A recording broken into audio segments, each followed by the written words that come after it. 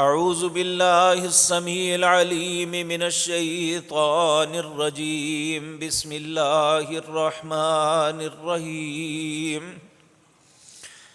والنجم اذا هوى ما ضل صاحبكم وما غوى وما ينطق عن الهوى ان هو الا وحی یوحى علمه شدید القوى ذو مرة فاستوى وهو بالأفق الأعلى ثم دنا فتدلى فكان قاب قوسين أو أدنى فأوحى إلى عبده ما أوحى ما كذب الفؤاد ما رأى۔ حضرات محترم،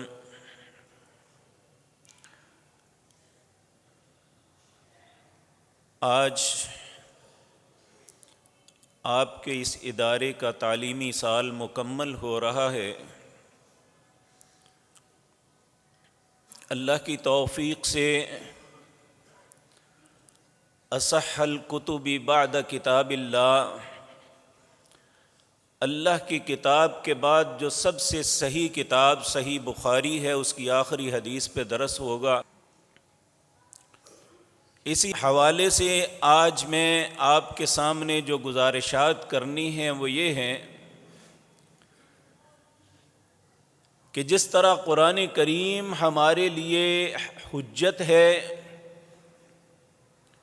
اسی طرح جناب محمد الرسول اللہ صلی اللہ علیہ وسلم کے جتنے بھی فرامین ہیں ہمارے لیے حجت ہیں۔ جس طرح قرآن کریم کی کسی آیت کا انکار کرنا کفر ہے، اسی طرح رسول اللہ صلی اللہ علیہ وسلم کے فرمودات میں سے کسی کا انکار کرنا بھی کفر ہے۔ میرے عزیز بھائیو، یہ بات یاد رکھیں، جب سے یہ دنیا بنی ہے، جب تک رہے گی، اہل حق اور اہل باطل کے مارکے جاری ہیں اور جاری رہیں گے۔ حق لوگوں کی صحیح ہدایت اور رہنمائی کرتا ہے اور باطل لوگوں کو بہکاتا ہے، اصل رستے سے بھٹکاتا ہے، کیونکہ شیطان نے پہلے دن ہی اللہ رب العزت کے سامنے اس کی عزت کی قسم کھا کے کہا تھا، قال فبعزتک لاغوینہم اجمعین، اللہ مجھے تیری عزت کی قسم ہے میں ان کو ضرور گمراہ کر کے چھوڑوں گا۔ تو اللہ رب العزت نے انسانوں کی ہدایت اور رہنمائی کے لیے 1,24,000 انبیاء کو دنیا میں بھیجا، جو اپنے اپنے وقت پہ اپنی قوم کے اندر آ کے اللہ رب العزت کی سیدھی راہ کی طرف رہنمائی کرتے رہے۔ جن لوگوں نے ان رہنمائی کو قبول کیا وہ تو خوش نصیب ٹھہرے، جنہوں نے اللہ کے نبیوں کی رہنمائی کو رد کر دیا وہ دنیا اور آخرت کی ذلت کا طوق اپنے گلے میں ڈال لیا۔ دنیا میں بھی رسوائی ان کا مقدر بنی اور آخرت میں بھی رسوائی ان کا مقدر بنی ہوئی ہے۔ کل قیامت کے دن ان کے ساتھ جو معاملات ہوں گے وہ بڑی تفصیل کے ساتھ اللہ نے قرآن و سنت میں بیان فرما دیے۔ میرے عزیز بھائیو، یہ یاد رکھیں، ہر نبی جب اپنی قوم کے اندر آتا ہے، ان کے سامنے اللہ کا پیغام پیش کرتا ہے، تو سننے والوں نے ہر نبی کو کہا نعوذ باللہ آپ جھوٹ بولتے ہیں، جبکہ اس سے پہلے ان کا زندگی میں ایمان تھا کہ یہ نوجوان وہ آدم علیہ السلام سے لے کر سیدنا عیسیٰ علیہ السلام تک پوری قوم کے اندر اتنا پاک باز انسان کوئی نہیں ہوتا تھا جتنا اللہ کا نبی ہوتا۔ لیکن جب بھی کسی نبی نے دعوت حق کو پیش کیا، ان کے غلط رویوں کا رد کیا، تو انہوں نے انبیاء کی ساری زندگی کی اس امانت و دیانت کو جھٹلا دیا اور الٹا کہا یہ جھوٹ بول رہا ہے۔ اور اگر کسی نے کہا کہ میں اللہ کا نبی ہوں تو وہ کہنے لگے تم تو ہماری طرح انسان ہو، کیسے مان لیں اللہ کے نبی ہو؟ اللہ نے معجزات بھی عطا کیے، پھر کہا یہ ھذا سحر مبین، یہ تو جادو ہے۔ اللہ ھذا القیاس، یہ سلسلہ چلتا رہا۔ اللہ نے آدم علیہ السلام سے لے کر سیدنا عیسیٰ علیہ السلام تک 315 کتابیں نازل کی، اور بدقسمتی ان قوموں کی یہ کہ ہر قوم نے اللہ کی طرف سے نازل کردہ کتاب کو ضائع کر دیا، حتیٰ کہ آج جو تورات، انجیل یا زبور ملتی ہے، ان کے ماننے والے خود کہتے ہیں ہم اس کی حفاظت نہیں کر سکے، اور دنیا کے جہاں جہاں، بلکہ میونخ یونیورسٹی 17ویں صدی کے اندر وہاں ایک باقاعدہ ادارہ قائم کیا گیا جو سیدنا عیسیٰ علیہ السلام پر نازل ہونے والی کتاب انجیل جو ہے اس کا موازنہ کریں۔ انہوں نے کہا جو قدیم ترین کتابیں ہیں انجیل کی، اسے اکٹھا کیا جائے۔ انہوں نے اکٹھا کیا۔ یہ بات ذہن میں رکھیں کہ اللہ نے انجیل آرامی زبان میں نازل کی تھی، لیکن جو قدیم ترین اناجیل ملتی تھی وہ یونانی زبان میں ملتی تھی۔ صرف 300 اناجیل کو اکٹھا کر سکے جو پرانے قدیم زمانے کی تھی۔ تو جب اس کا موازنہ کیا گیا تو اس کا رزلٹ جو سامنے آیا، انہوں نے عیسائی دنیا پہ سیاہی چھا دی کہ ان کے ڈائریکٹر نے اپنا جو مشاہدہ پیش کیا، کہنے لگے 300 جو اناجیل اکٹھی کی ہیں ان میں آپس کے اندر 3 لاکھ الفاظ کا آپس میں فرق ہے۔ پھر یہاں پہ ان کے دل میں یہ بات پیدا ہوئی کہ قرآن کے متعلق مسلمانوں کا دعویٰ ہے کہ اِنَّا نَحْنُ نَزَّلْنَا الذِّكْرَ وَإِنَّا لَهُ لَحَافِظُونَ، یہ قرآن کو ہم نے نازل کیا اور اس کی حفاظت بھی ہم کریں گے، اس کا مشاہدہ کر کے دیکھو۔ تو انہوں نے مختلف ادوار کے 42,000 قرآن اکٹھے کیے۔ اسی یونیورسٹی کے اندر جہاں انجیل کے متعلق تحقیق ہوئی تھی، 42,000 قرآن کے آپس میں کانٹیسٹ ہوا، موازنہ ہوا، اور اس کا جو ڈائریکٹر پروفیشنل تھا اس نے اپنی جو رپورٹ پیش کی وہ کہنے لگا 42,000 قرآنوں میں ایک بھی آیت ایسی میں نہیں ڈھونڈ سکا جو ایک قرآن میں موجود ہو اور دوسرے میں موجود نہ ہو۔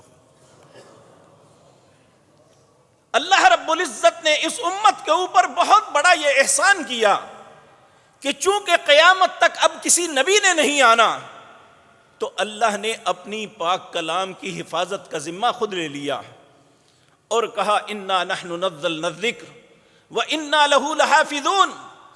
اللہ نے اس کتاب کی حفاظت فرمائی۔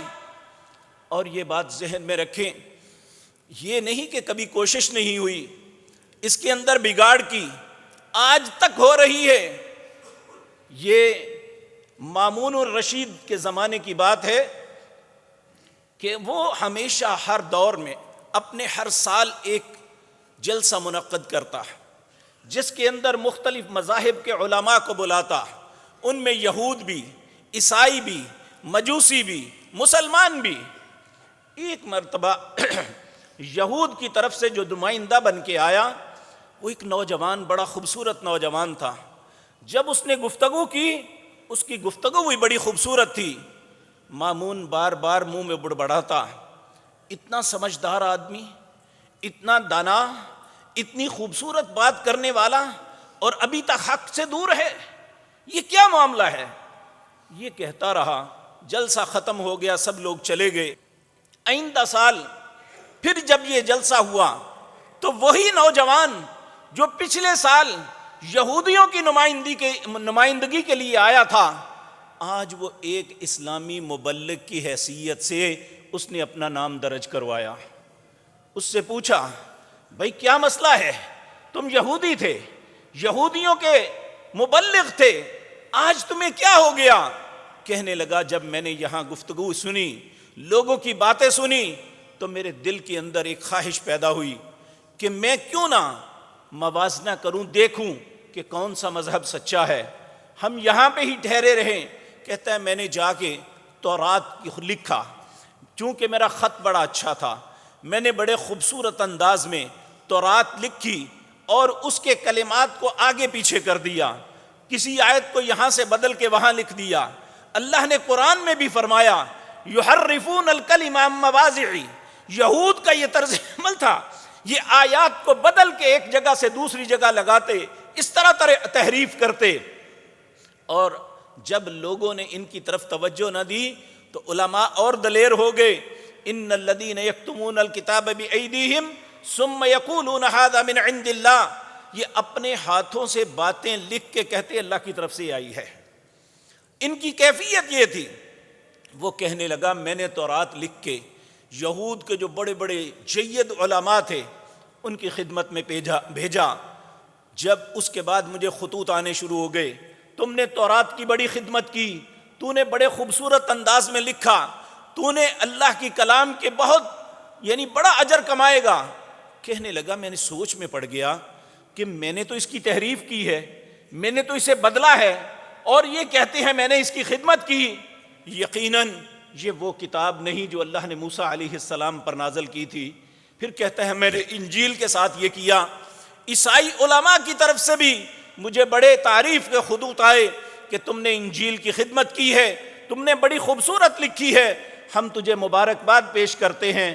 کہتا ہے پھر میرے دل میں آیا میں نے تو اس کی تحریف کی ہے، یہ تو کہتے ہیں کہ تم نے انجیل کی خدمت کی، یقیناً یہ بھی وہ کتاب نہیں جو اللہ نے عیسیٰ علیہ السلام پر نازل کی، یا کم از کم یہ اس حالت میں نہیں جس حالت میں اللہ رب العزت نے عیسیٰ علیہ السلام پر نازل کی۔ پھر وہ کہتا ہے میں نے پھر قرآن کے ساتھ یہ معاملہ کیا، میں نے قرآن کو بڑے خوبصورت خط میں لکھا، اور لکھنے کے بعد مسلمان علماء کو بھیجا۔ کہنے لگا ابھی چند دن نہیں گزرے تھے، وہ سارے قرآن مجھے واپس آنے شروع ہو گئے۔ کسی پہ لکھا تھا، ہر بندے نے نشاندہی کی تھی یہ آیت یہاں کی نہیں، فلاں سورت کی فلاں آیت کے بعد ہے، فلاں آیت سے پہلے ہے، یہاں یہ لفظ نہیں ہے، آپ نے یہ زائد لکھا ہے، یہاں یہ لفظ کم کیا ہے، یہاں یہ لفظ یہ آتا ہے۔ کہتا ہے جب میں نے دیکھا کہ جتنے نسخے میں نے بنا کے بھیجے تھے اور ان کی نشاندہی سب نے صحیح اور غلط کی کر کے مجھے واپس بھیج دیے کہ تم نے یہ غلط کیا، قرآن کے ساتھ ظلم کیا۔ کہنے لگا اس دن مجھے احساس ہوا آج اگر دنیا میں اللہ کی طرف سے نازل کردہ کتابوں میں سب سے محفوظ کتاب کوئی ہے تو وہ قرآن کریم ہے، اس لیے میں اس دن مسلمان ہو گیا۔ آج میں مسلمان مبلغ کی حیثیت سے آپ کے سامنے اور حاضر ہوں۔ تو میرے عزیز بھائیوں، اللہ رب العزت نے اس پاک کلام کا حامل ہمیں بنایا، اور یہ اتنی عظیم کتاب ہے۔ اس کے متعلق اللہ قرآن کریم کے اندر فرماتے ہیں اِنَّا عَرَضْنَا الْأَمَانَةَ عَلَى السَّمَاوَاتِ وَالْأَرْضِ وَالْجِبَالِ فَأَبَيْنَ أَن يَحْمِلْنَهَا۔ اللہ نے اس کتاب کو آسمان پہ پیش کیا، یہ اتنی عظیم مخلوق جس کے کناروں کو کوئی نہیں پہنچ سکتا، یہ زمین جس کی وسعتوں کا کسی کو علم نہیں، یہ پہاڑ جس کی بلندیوں پہ کوئی نہیں پہنچ سکتا، اللہ نے ان تینوں پہ پیش کیا۔ اِنَّا عَرَضْنَا الْأَمَانَةَ عَلَى السَّمَاوَاتِ وَالْأَرْضِ وَالْجِبَالِ فَأَبَيْنَ أَن يَحْمِلْنَهَا۔ سب نے اس کو اٹھانے سے انکار کر دیا، ہم اسے نہیں اٹھا سکتے۔ أَن يَحْمِلْنَهَا وَأَشْفَقْنَ مِنْهَا وَحَمَلَهَا الْإِنسَانُ، اے حضرت انسان تو نے اسے اٹھا لیا۔ یہی وجہ ہے پیارے نبی جناب محمد الرسول اللہ صلی اللہ علیہ وسلم نے فرمایا ان اللہ یرفع بہذا الکتاب اقواما ویضع بہ آخرین، اللہ اس قرآن کی وجہ سے بہت سی قوموں کو عزتیں دے دیں گے اور بہت سے لوگ اس قرآن کو نہ مان کے ذلیل ہو جائیں گے۔ تو میرے عزیز بھائیوں، آج اگر امت مسلمہ کی کیفیت یہ ہے جو ہم دیکھ رہے ہیں تو اس کا سبب قرآن سے دوری ہے۔ تو میرے عزیز بھائیوں، یہ تو معاملہ ہے قرآن کا، اس کے متعلق تفصیل کے ساتھ کسی وقت عرض کروں گا۔ دوسرا معاملہ ہے حدیث، رسول اللہ کا فرمان۔ آج مسلمان کو جتنا کنفیوز رسول اللہ کے فرمان کے متعلق کیا جا رہا ہے، کسی اور چیز کے متعلق نہیں، جبکہ رسول اللہ صلی اللہ علیہ وسلم اپنے ہر خطبے کے اندر یہ بات پڑھا کرتے تھے، لوگوں کو سنایا کرتے تھے، ان احسن الکلام کلام اللہ، سب سے بہترین کلام اللہ کی کلام ہے، وخیر الحدی حدی محمد صلی اللہ علیہ وسلم، اور اس کے بعد سب سے بہترین بات جناب محمد الرسول اللہ کی ہے۔ اب سوال یہ پیدا ہوتا ہے، نبی کریم نے کس یونیورسٹی سے پڑھا؟ آپ نے کون سی پی ایچ ڈی کی؟ کہاں سے ماسٹر ڈگری لی؟ کچھ نہیں۔ اگر آپ کو کسی نے پڑھایا تو وہ اللہ کی ذات تھی، دنیا میں آپ کا کوئی استاد نہیں۔ اللہ قرآن کریم میں کئی مقام پہ یہ ذکر کرتے ہیں، وَأَنزَلَ اللَّهُ عَلَيْكَ الْكِتَابَ وَالْحِكْمَةَ وَعَلَّمَكَ مَا لَمْ تَكُنْ تَعْلَمْ۔ یہ سورۃ النساء ہے، اس کی آیت نمبر 113 ہے، وَأَنزَلَ اللَّهُ عَلَيْكَ الْكِتَابَ۔ اللہ وہ ذات پاک ہے جس نے آپ پر کتاب نازل کی، یعنی قرآن، والحکمہ، اور جو آپ فرماتے ہیں، آپ کی زبان سے بات نکلتی ہے، وہ بھی آپ خود نہیں کرتے۔ جو میں نے آغاز میں آیتیں پڑھی، کہا وَمَا يَنطِقُ عَنِ الْهَوَىٰ إِنْ هُوَ إِلَّا وَحْيٌ يُوحَىٰ۔ جو بھی آپ کی زبان مبارک سے بات نکلتی ہے، وہ آپ اپنی مرضی سے نہیں فرماتے، بلکہ اللہ کی طرف سے وحی ہوتی ہے۔ اس طرح جس طرح قرآن اللہ کی طرف سے وحی ہے، اسی طرح پیارے نبی جناب محمد الرسول اللہ صلی اللہ علیہ وسلم کے جتنے فرمودات ہیں، سب کے سب اللہ کی طرف سے ہیں۔ کیونکہ اگر آپ نے خود بنائے ہوتے تو اللہ یہ بات کیوں کہتے، ما لم تکن تعلم، یہ جو کچھ آپ کو سکھایا گیا ہے آپ نہیں جانتے تھے۔ اب ایک آدمی اپنا نام بھی لکھنا نہیں جانتا، اللہ رب العزت یہ بات واضح طور پہ فرماتے ہیں، وَمَا كُنْتَ تَتْلُو مِن قَبْلِهِ مِن كِتَابٍ وَلَا تَخُطُّهُ بِيَمِينِكَ۔ آپ نے کبھی نہ کوئی کتاب پڑھی تھی، نہ آپ کے ہاتھ نے کبھی کوئی چیز لکھی تھی۔ یہ بھی سورۃ عنکبوت ہے، اس کی آیت نمبر 48 ہے، وَمَا كُنْتَ تَدْرِي مَا الْكِتَابُ۔ اس سے پہلے، قرآن کی تعلیم سے پہلے آپ نے کبھی کوئی کتاب پڑھی نہیں تھی۔ جب کوئی کتاب پڑھی نہ ہو تو اتنی بہترین کتاب کون لکھ سکتا ہے؟ کیونکہ آپ دیکھیں، آپ سورۃ یونس کے آگے جتنی بھی سورتیں ہیں، سورۃ نجم تک، ہر سورت کے آغاز میں اللہ نے تنزیل من حکیم حمید، تنزیل من الرحمن الرحیم، تبارک الذی نزل الفرقان، ہر سورت کے آغاز میں یہ کہا یہ آپ کا کلام نہیں، یہ اللہ کا کلام ہے، اللہ نے ان پہ نازل کیا ہے۔ جو جس طرح قرآن اللہ کا کلام ہے، اس طرح جو محمد الرسول اللہ صلی اللہ علیہ وسلم دین کے متعلق ہماری رہنمائی کرتے ہیں، وہ بھی اللہ ہی کی طرف سے ہے۔ وہی دو قسم کی ہے، علماء نے اسے دو حصوں میں کہا ہے، ایک ہے وہی وہ جس کی تلاوت کی جاتی ہے، وہ ہے قرآن، ایک وہ وہی ہے جو نبی کریم کو رہنمائی کی گئی، آپ نے وہ بتایا، اس کی تلاوت نہیں کی جاتی، وہ حدیث ہے۔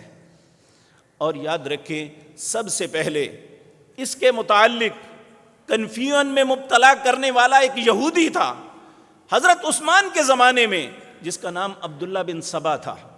یہ شخص، اس نے دنیا کو ایک نیا کنسیپٹ دیا، کہنے لگا مسلمانوں کے ساتھ میدانوں میں ہم مقابلہ نہیں کر سکتے، ہمیں چاہیے کہ مسلمان بن کے ان میں داخل ہو جائیں، اور یہ اپنے نبی کی بات کے سامنے آنے کے بعد سب کچھ چھوڑ دیتے ہیں، جان بھی چلی جائے یہ جان اپنی اللہ کی راہ میں قربان کر دیتے ہیں، نبی کی بات پہ آنچ نہیں آنے دیتے۔ اس لیے اس بدبخت نے یہ کیا کہ مسلمان بن کے جو لوگ پڑھے لکھے تھے انہیں کہا کہ اپنے پاس سے باتیں بنا کے رسول اللہ کی طرف منسوب کرو۔ تو اللہ محدثین، تابعین، صحابہ، ان کی قبروں پہ رحم فرمائے، اللہ ان کی قبروں کو نور سے بھر دے۔ انہوں نے پھر اس بات کی کلیئر کرنے کے لیے یہ دیکھنا شروع کر دیا کہ بیان کرنے والا حدیث کون ہے۔ اگر وہ بیان کرنے والا قابل اعتماد ہے تو اس کی بات کو قبول کیا جاتا، اگر وہ ناقابل اعتماد ہے تو اس کی بات کو رد کر دیا جاتا۔ پھر جیسے ہی یہ وقت گزرتا گیا تو آگے ایک فرقہ معتزلہ، یہ ایک گمراہ فرقہ پیدا ہوا جس کا بڑا تھا عطا نام کا شخص تھا۔ اس نے سب سے پہلے لوگوں کو یہ کانسیپٹ دیا، حدیث رسول اللہ صلی اللہ علیہ وسلم کے زندگی میں نہیں لکھی گئی، یہ بعد کی ایجاد ہے، یہ اس سے پہلے نہیں تھی، اور اس کو جلا دی دو عیسائیوں نے۔ ایک کا نام تھا گولڈ زہیر، دوسرے کا نام تھا اسپرنگر۔ ان دونوں نے، جو لوگ بھی انگلش لٹریچر پڑھتے ہیں وہ ان کی کتابیں ضرور پڑھتے ہیں، اور انہوں نے مسلمانوں کے پڑھے لکھے طبقے میں یہ بات ڈال دی کہ حدیث رسول 300 سال بعد لکھی گئی، اور اگر 300 سال بعد لکھی گئی تو کیسے یقین کیا جا سکتا ہے؟ تو آج کی مجلس میں عرض کروں گا، حدیث رسول 300 سال بعد نہیں، رسول اللہ کے پاس بیٹھ کے لکھی جاتی رہی ہے، اور اس کی کئی مثالیں ہمارے پاس یہ موجود ہیں۔ میرے عزیز بھائیو، یہ بات یاد رکھیں، بعض لوگوں نے یہ کانسیپٹ دیا، جس طرح عبداللہ چکڑالوی تھا، غلام احمد پرویز، سر سید احمد خان، انہوں نے کہا ہمارے لیے قرآن کافی ہے۔ اگر تمہارے لیے قرآن کافی ہے تو مجھے بتاؤ، قرآن میں 83 مرتبہ کہا اقیم الصلاۃ، نماز قائم کرو، تو کون بتائے گا ہمیں کہ نماز کو کیسے قائم کرنا ہے، اس کے اوقات کیا ہیں، اس کی ترتیب کیا ہے، اس کا قیام کیسے ہوگا، رکوع سجود کیسے ہوں گے؟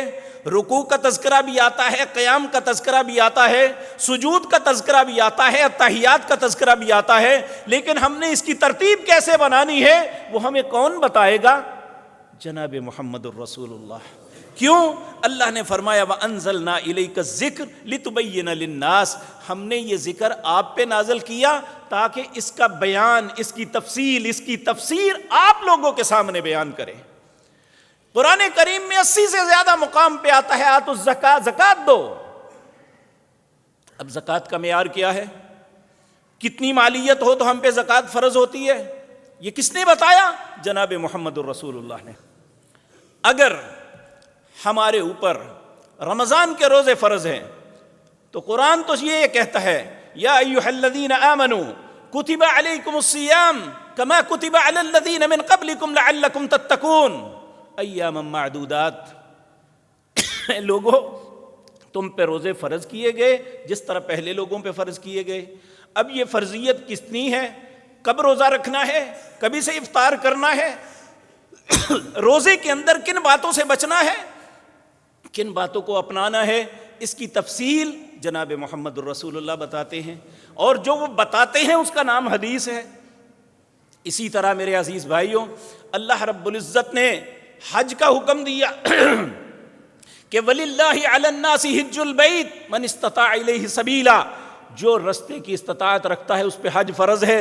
اب حج کس طرح فرض ہے، حج کس طرح کرنا ہے، کیسے جانا ہے، وہاں کیا مناسک ادا کرنے ہیں، تو ہمیں پتہ چلتا ہے رسول اللہ نے حجۃ الوداع کے موقع پہ ہر مقام پہ فرمایا خذوا عنی مناسککم، خذوا عنی مناسککم، لوگوں حج کے طریقے مجھ سے سیکھ لو، ممکن ہے آج کے بعد میں تمہارے ساتھ حج نہ کر سکوں۔ تو یہ ساری چیزیں ہمیں کون بتائے گا؟ تو اللہ رب العزت نے جب قرآن نازل کیا، سورۃ قیامہ کے اندر فرماتے ہیں اللہ رب العزت، اللہ فرماتے ہیں کہ جب یہ قرآن جبریل تمہیں پڑھ کے سناتے ہیں تو جلدی نہ کرو، بلکہ سنو، پھر اس کے بعد تم پڑھو۔ پھر اس کے بعد فرمایا ثم ان علینا بیانہ، اس قرآن کی تفصیل میں نے آپ کو سکھائی۔ وہ تفصیل کیا ہے؟ وہ قرآن کریم کے احکامات کو کس طرح کرنا ہے، اللہ کے پاک پیغمبر صلی اللہ علیہ وسلم نے وہ بتائے۔ تو میرے عزیز بھائیو، یہ بہت بڑی غلطی، بہت بڑا بہتان ہے جو پیارے نبی جناب محمد الرسول اللہ کی بات پہ لگایا جاتا ہے۔ کہتے ہیں سب سے پہلے کتاب جو آئی وہ بخاری ہے، یہ غلط ہے بالکل۔ میں آپ کے سامنے عرض کرتا ہوں، امام بخاری رحمۃ اللہ علیہ اپنے استاد امام احمد بن حنبل سے روایت کرتے ہیں حدیث کو، اور جب ہم دیکھتے ہیں امام احمد بن حنبل کی زندگی کو تو ان کے پاس بخاری سے بہت ضخیم کتاب ہے مسند احمد، جس میں بہت سی احادیث، اور جب ہم دیکھتے ہیں بخاری کے اندر احادیث کو اور انہی احادیث کو مسند احمد میں دیکھتے ہیں تو ایک شوشے کا فرق بھی نہیں ہے، ساری کی ساری اسی طرح ہے۔ پھر اس کے بعد کہتے ہیں لو جی امام احمد بن حنبل کے آگے بتاؤ۔ امام احمد بن حنبل اپنے استاد امام عبد الرزاق سے روایت کرتے ہیں، اور جب ان کی زندگی کا مشاہدہ ہم کرتے ہیں تو ان کی کتاب بھی آج بھی دنیا میں موجود ہے، صدیوں سے موجود ہے، مسند عبد الرزاق۔ اب بخاری کے استاد احمد بن حنبل ان کے پاس بھی کتاب ہے جو حدیث کی کتاب ہے اور ایک مستند کتاب ہے، اس کے بعد مسند عبد الرزاق امام عبد الرزاق کی کتاب ہے۔ امام عبد الرزاق کے استاد ہیں معمر بن راشد، ان کی کتاب بھی المجموع، یہ دنیا میں پہلے بھی تھی آج بھی ہے۔ تو یہ جھوٹ ہے کہ 300 سال بعد کتاب اللہ کے نبی صلی اللہ علیہ وسلم کی احادیث کو جمع کیا گیا۔ یہ اس بندے کے لیے تو خوشکن بات ہو سکتی ہے جسے پتہ نہیں ہے، جو حدیث کا طالب علم ہے ان کو ان باتوں کا علم ہے۔ اچھا، معمر بن راشد، ان کے استاد ہیں وہب بن منبہ۔ وہب جو ہے ان کی کتاب بھی الرسالہ، یہ اس وقت بھی تھی آج بھی دنیا میں موجود ہے۔ ان کے استاد ہیں حمام بن منبہ، یہ حضرت ابو ہریرہ کے شاگرد ہیں۔ حضرت ابو ہریرہ رضی اللہ تعالی عنہ نے انہیں احادیث لکھ کے دی تھی، جو ان کی کتاب الصحیفہ ہے، جو آج بھی دنیا میں موجود ہے، اس وقت بھی موجود تھی۔ اب اگلا اعتراض یہ ہے جی صحابہ نہیں لکھتے تھے، تو میرے عزیز بھائیوں یہ بھی بہت بڑا بہتان ہے۔ صحابہ کرام رضوان اللہ علیہم اجمعین، ان میں سے بے شمار ایسے لوگ ہیں جن کے متعلق رسول اللہ نے نشاندہی پہلے کی۔ حضرت عبداللہ بن عباس روایت کرتے ہیں رسول اللہ صلی اللہ علیہ وسلم نے فرمایا، تسمعون، تم مجھ سے احادیث سنتے ہو، وَيُسْمَعُ مِنْكُمْ، پھر وہ حدیث تم سے سنی جاتی ہے، وَيُسْمَعُ مِمَّنْ يَسْمَعُ مِنْكُمْ، پھر جن لوگوں نے تم سے سنی ان سے آگے سنی جاتی ہے۔ یہ بات وہ تھی جو پیارے نبی جناب محمد الرسول اللہ نے پہلے سے بیان کر دی۔ تو اس کا مطلب یہ ہے کہ یہ حدیث کا علم اور فن یہ رسول اللہ صلی اللہ علیہ وسلم نے فرمایا۔ اسی طرح عبداللہ بن عمر بن عاص رضی اللہ تعالی عنہ کہتے ہیں، بینما نحن حول رسول اللہ صلی اللہ علیہ وسلم نکتب، ہم رسول اللہ کے ارد گرد بیٹھے ہوئے تھے اور آپ کے فرمودات لکھ رہے تھے۔ آپ ذرا غور فرمائیں الفاظ پہ، عربی کے اکثر لفظ اردو سے ملتی جلتے ہیں۔ بینما نحن، بینما ہم سب، نحن ہم، حول رسول اللہ صلی اللہ علیہ وسلم نبی کریم کے ارد گرد بیٹھے ہوئے تھے، نکتب ہم لکھ رہے تھے۔ اذا سئل رسول اللہ صلی اللہ علیہ وسلم، ایک بندے نے سوال کیا رسول اللہ صلی اللہ علیہ وسلم سے، ای المدینتین تفتح اولا، قسطنطنیہ اور رومیہ، اے اللہ کے پاک پیغمبر، عیسائیوں کا کون سا شہر پہلے فتح ہوگا، رومیہ یا قسطنطنیہ؟ رومیہ یہ شام میں ہے، قسطنطنیہ یہ ترکی میں ہے۔ تو آپ نے فرمایا پہلے قسطنطنیہ فتح ہوگا۔ تو یہ کیا کر رہے تھے صحابہ؟ نکتبو، حضرت عبداللہ بن عمر بن عاص رضی اللہ تعالیٰ عنہ کہتے ہیں ہم سب لکھ رہے تھے۔ تو اس کا مطلب ہے یہ احادیث کی لکھنا جو ہے یہ بعد میں نہیں ہوا، یہ رسول اللہ کے زمانے میں ہی تھا۔ اسی طرح یہی عبداللہ بن عمر بن عاص رضی اللہ تعالیٰ عنہ خود بیان کرتے ہیں، کہتے ہیں کہ میں رسول اللہ صلی اللہ علیہ وسلم کے فرمودات لکھا کرتا تھا۔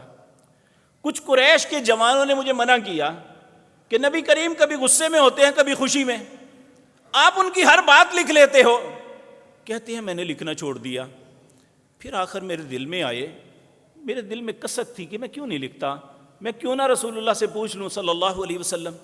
کہتے ہیں میں نے اللہ کے پاک پیغمبر صلی اللہ علیہ وسلم کی خدمت میں حاضر ہو کے عرض کیا، یا رسول اللہ صلی اللہ علیہ وسلم، میں آپ کے فرمودات لکھا کرتا تھا، مجھے چند میرے دوستوں نے منع کیا کہ نبی کریم کبھی خوش ہوتے ہیں کبھی ناراض، آپ ان کی ہر بات لکھتے ہیں، نہ لکھا کریں۔ تو نبی کریم نے پتہ کیا ارشاد فرمایا؟ آپ نے فرمایا، یا عبداللہ، اللہ کی قسم جس کے قبضے میں میری جان ہے، اس منہ سے جو بھی نکلتا ہے حق نکلتا ہے، تم لکھ لیا کرو۔ تو اللہ کے اس پاک پیغمبر کے صحابی عبداللہ بن عمر بن عاص رضی اللہ تعالی عنہ کے متعلق سیدنا ابو ہریرہ کہتے ہیں میں سب سے زیادہ رسول اللہ کی احادیث کو یاد کرنے والا تھا آپ کی، لیکن مجھ سے زیادہ عبداللہ بن عمر بن عاص ان کے پاس احادیث ہیں۔ کیوں؟ لِأَنَّهُ يَكْتُبُ وَلَا أَكْتُبُ، وہ لکھنا جانتے تھے، میں لکھنا نہیں جانتا تھا۔ عبداللہ بن عمر بن عاص، یہ عمر بن عاص کے بیٹے تھے جو جاہلیت میں اہل مکہ کے سفیر ہوا کرتے تھے، غیر ممالک میں، یعنی ایک بڑی پڑھی لکھی فیملی تھی۔ تو عبداللہ بن عمر بن عاص، ان کی کتاب الصحیفۃ الصادقہ، ایسا سچا صحیفہ جو انہوں نے لکھا تھا، رسول اللہ سے سن کے لکھا تھا، وہ آج بھی مسند احمد میں موجود ہے۔ ہماری امریکہ کی جماعت نے ان سارے جو صحیفے، حضرت ابو ہریرہ کا صحیفہ، سیدنا علی کا صحیفہ، سیدنا عمر بن عاص کا، سیدنا انس بن مالک کا، 25 صحابی ہیں جن کی کتابیں آج دنیا میں چھپ چکی ہیں اور ان کے ترجمے بھی چھپ چکے ہیں۔ اسی طرح سیدنا ابو ہریرہ کے متعلق آج ہمارے مسلمانوں کے بعض مسالک بہت زیادہ زبان درازی کرتے ہیں۔ دیکھیں جی، 6 ہجری میں مسلمان ہوئے، لو اتنے سالوں میں پہلے مسلمان ان کے پاس تو اتنی حدیثیں نہیں، ان کے پاس کیوں ہیں؟ حضرت ابو ہریرہ سے بھی یہ کہا گیا، بھئی تینوں اینی حدیثاں کتوں آ گئیاں؟ تو سیدنا ابو ہریرہ نے کہا کہ انصار کے لوگ اپنے مال و متاع کے پیچھے ہوتے تھے، قریش کے لوگ اپنی تجارتیں کرتے تھے، میں پیٹ بھرا بن کے رسول اللہ کے دروازے پہ لیٹا رہتا تھا، جب بھی آپ کوئی بات کرتے میں اسے سنبھال لیتا۔ کہتے ہیں ایک دن کیا ہوا، نبی کریم صلی اللہ علیہ وسلم اپنے فرمودات ہمارے سامنے سنا رہے تھے، آپ کچھ باتیں ہمیں سمجھا رہے تھے، تو آپ نے فرمایا میرے خاموش ہونے سے پہلے جو شخص اپنا کپڑا بچھا لیتا ہے پھر اسے ایسے لپیٹ کے اپنے سینے سے لگا دیتا ہے، اسے کبھی میری بات نہیں بھولے گی۔ صرف سیدنا ابو ہریرہ تھے جنہوں نے ایسا کیا، اور یہ کرنے کے بعد رسول اللہ کی دعا کا نتیجہ تھا آپ کبھی کسی بات کو نہیں بھولے۔ تو میرے عزیز بھائیو، یہی سیدنا ابو ہریرہ رضی اللہ تعالیٰ عنہ، ان پہ یہ اعتراض ہمیشہ سے آتا رہا ہے۔ اس وقت ایک حکمران تھا مروان بن حکم، یہ بنو امیہ کا تھا، اس کو بھی لوگوں نے بہت بھڑکایا، یہ ابو ہریرہ بہت حدیثیں بیان کرتے ہیں، ان کا کچھ لینا چاہیے۔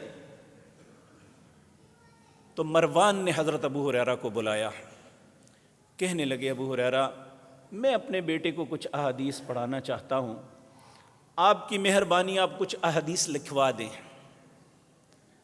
حضرت ابو ہریرہ رضی اللہ تعالیٰ عنہ نے 100 سے زیادہ احادیث اسے لکھوائی، اس طرح کہ ان کا کاتب جو تھا وہ پیچھے تخت کے پیچھے بیٹھا ہوا لکھ رہا تھا پردے میں، اور حضرت ابو ہریرہ پڑھتے جا رہے تھے اور مروان اور دوسرے لوگ سن رہے تھے۔ خیر حضرت ابو ہریرہ لکھوا کے چلے گئے، 1 سال گزر گیا، مروان نے پھر حضرت ابو ہریرہ کو بلایا اور کہا ابو ہریرہ وہ جو احادیث آپ نے لکھوائی تھی نا وہ پتہ نہیں کہاں گم ہو گئی، آپ کی مہربانی ہے ایک دفعہ پھر وہ لکھوا دیں۔ وہ کاتب کہتا ہے جو مروان کا کاتب تھا، اس نے کہا اللہ کی قسم جب حضرت ابو ہریرہ وہ احادیث بیان کر رہے تھے تو میں وہ پرانا لکھا ہوا سارا اس کو دیکھ رہا تھا، اللہ کی قسم نہ کسی حدیث کو آگے پیچھے کیا، نہ کسی حدیث کے لفظ کو آگے پیچھے کیا، حتیٰ کہ کوئی واو بھی نہیں چھوڑی تھی جو ان احادیث میں پہلے موجود ہو اور بعد میں آپ نے چھوڑ دیا ہو۔ اور ایک دن ایسا ہوا، نبی کریم صلی اللہ علیہ وسلم آپ تشریف لائے تو صحابہ بیٹھے ہوئے تھے، دعا مانگ رہے تھے، اللہ سے اپنے اپنے لیے التجائیں کر رہے تھے۔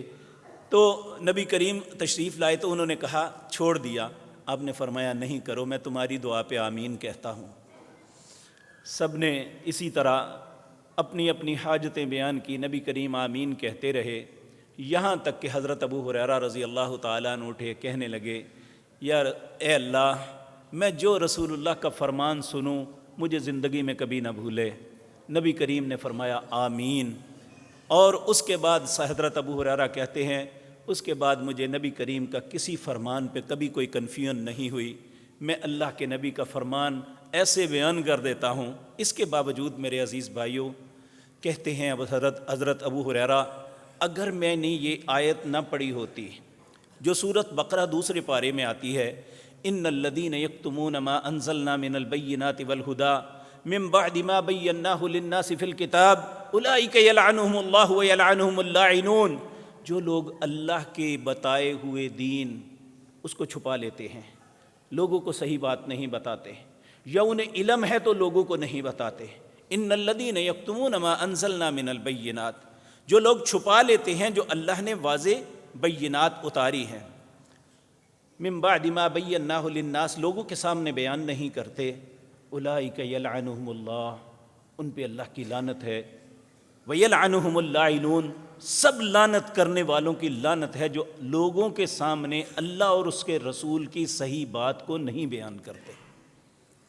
لیکن ہمیں اس کے ساتھ اس بات کا بھی پابند بنایا گیا ہے کہ نبی کریم نے فرمایا من کذب علی متعمدا فلیتبوأ مقعدہ من النار، جس نے جان بوجھ کے مجھ پہ جھوٹ باندھا، میں نے وہ بات نہیں کہی، وہ کہے کہ رسول اللہ کا فرمان ہے، کہا اس نے اپنا ٹھکانہ جہنم بنا لیا۔ جس نے رسول اللہ پہ بہتان لگایا، دیکھیں بہتان تو میں آپ پہ لگاؤں تو لعنتی بن جاتا ہوں، تو اگر اللہ کے نبی پہ بہتان لگائیں تو اس سے بڑی خباثت کیا ہو سکتی ہے۔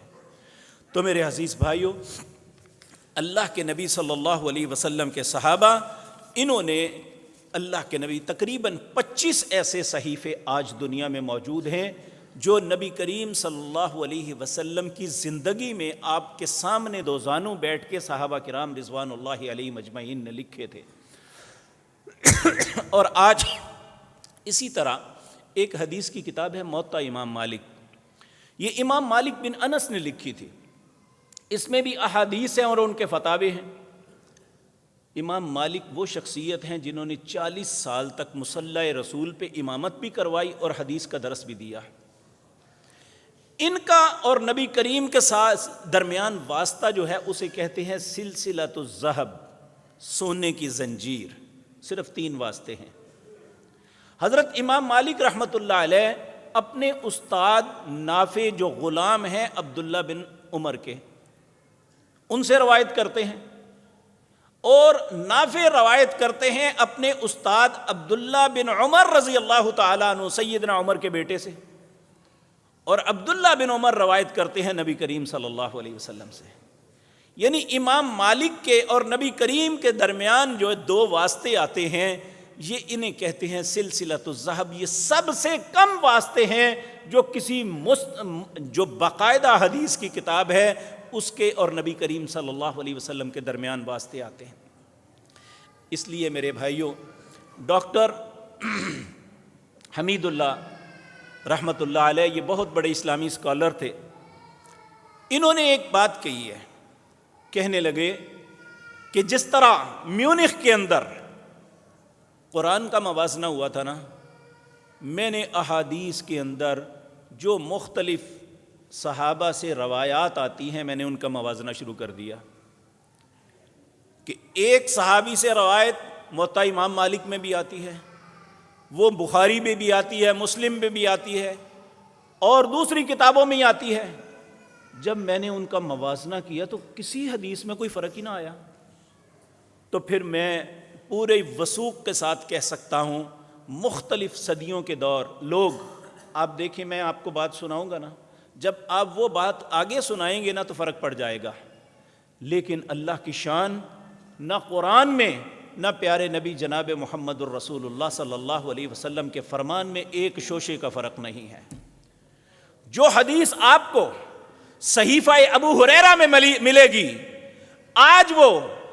آج کے کسی محدث نے لکھی ہوگی، اس حدیث اور اس حدیث میں ایک شوشے کا فرق نہیں ہوگا۔ جو کلمات سیدنا ابو ہریرہ نے رسول اللہ سے نقل کیے، آج بھی حدیث کی کتابوں میں وہی ہے۔ اگر کسی معاملے میں کنفیوژن ہوئی ہے تو صحابہ کے ائمہ محدثین رحمہ اللہ، انہوں نے اس کے متعلق یہ کام کیا کہ یہ جو 300 سال کا دور ہے جس میں مختلف لوگوں نے رسول اللہ سے روایتیں بیان کی، ان کی پوری زندگی کا ڈیٹا جمع کر لیا۔ اس علم کو کہتے ہیں اسماء الرجال، ان لوگوں کا علم جنہوں نے احادیث کو بیان کیا ہے۔ اور اب حدیث کے لفظ چند ہوتے ہیں، ان کو بیان کرنے والے کی ایک فہرست ہوتی ہے، ان بیان کرنے والوں کو دیکھا جاتا ہے کیا یہ واقعتاً سارے لوگ قابل اعتماد ہیں؟ اگر وہ سچے ہیں، ان پہ کوئی بہتان نہیں، کوئی ان پہ تان نہیں، حتیٰ کہ یہ بھی دیکھا جاتا ہے کہ یہ شخص بوڑھا ہو کے اس کا حافظہ خراب تو نہیں ہو گیا تھا، یہ جوانی میں اگر صحیح تھا تو بڑھاپے میں اس کا، پھر دیکھا جاتا ہے اس نے وہ حدیث جوانی میں بیان کی یا بڑھاپے میں بیان کی، اگر وہ بڑھاپے میں بیان کی تو اس کو قبول نہیں کیا جاتا۔ یعنی اتنی احتیاط برتی ہے محدثین نے نبی کریم صلی اللہ علیہ وسلم کے فرامین کے متعلق۔ اور خصوصاً امام بخاری رحمۃ اللہ علیہ، آپ ایک دن سوئے ہوئے تھے، انہوں نے خواب دیکھا کہ نبی کریم آپ سوئے ہوئے ہیں، میں ان کے چہرہ مبارک سے مکھیوں کو اڑا رہا ہوں۔ انہوں نے اپنے استاد کے سامنے خواب کو بیان کیا تو انہوں نے کہا، اے بخاری تم کوئی ایسا کام کرو گے کہ نبی کریم صلی اللہ علیہ وسلم پر آنے والے بہتانات کو ختم کر دو گے۔ اور آج اللہ کی کلام قرآن کے الحمدللہ کے الف سے لے کر والناس کی سین تک ایک لفظ کے متعلق بھی شک نہیں ہے کہ یہ کوئی نیا ایڈ کیا گیا ہے، یا کسی لفظ کے متعلق شک نہیں کوئی نکالا گیا ہے۔ اسی طرح صحیح بخاری کی پہلی حدیث انما الاعمال بالنیات، اور آخری حدیث کلمتان حبیبتان الی الرحمن ثقیلتان فی المیزان خفیفتان علی اللسان سبحان اللہ وبحمدہ سبحان اللہ العظیم۔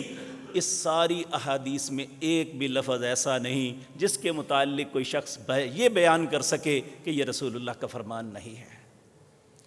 تو آج انشاءاللہ اس کی تکمیل ہے، اور اللہ کی توفیق سے میرے عزیز بھائیوں، یہ تحدیث نعمت کے لیے عرض کرتا ہوں، اس سال جب سے یہ جامعہ شروع ہوا ہے، اللہ نے اس سال جو احسان کیا ہے پہلے کبھی نہیں تھا۔ 119 حافظ قرآن انشاءاللہ فارغ ہو رہے ہیں، الحمدللہ، اور 95 قاری قرآن انشاءاللہ سند فراغت حاصل کریں گے، اور 37 علماء کرام، یہ 251 بچے ہیں، اور اسی طرح 18 بچے ایسے ہیں جو مقامی ہیں، جنہوں نے ناظرۃ القرآن جو ہے یہ مکمل کیا ہے۔ اسی طرح ترجمۃ القرآن کی کلاسیں ہیں۔ اے اللہ، یہ جو باغ کھلا ہے، اے اللہ ان لوگوں کی محنت کی وجہ سے ہے۔ اے اللہ، جس طرح انہوں نے تیرے اس گھر کو بسایا ہے، اللہ سب کے گھروں کو بسا دے۔ الحمدللہ الحمدللہ الحمدللہ، ہم اللہ پاک کا اس بات پہ بے حد شکر ادا کرتے ہیں کہ جو لوگ اللہ کے اس گھر کے معاملات میں معاون ہیں، اللہ سب کی معاونت کو اپنی بارگاہ میں قبول فرما لے۔ اے اللہ، یہ ساری محنت اس کی ابتدا میرے بابا نے کی تھی، اے اللہ یہ ان کے لیے صدقہ جاریہ بنا دے۔ اے اللہ، جنت میں انہیں اعلیٰ مقام عطا فرما دینا۔ سبحان ربک رب العزت عما یصفون۔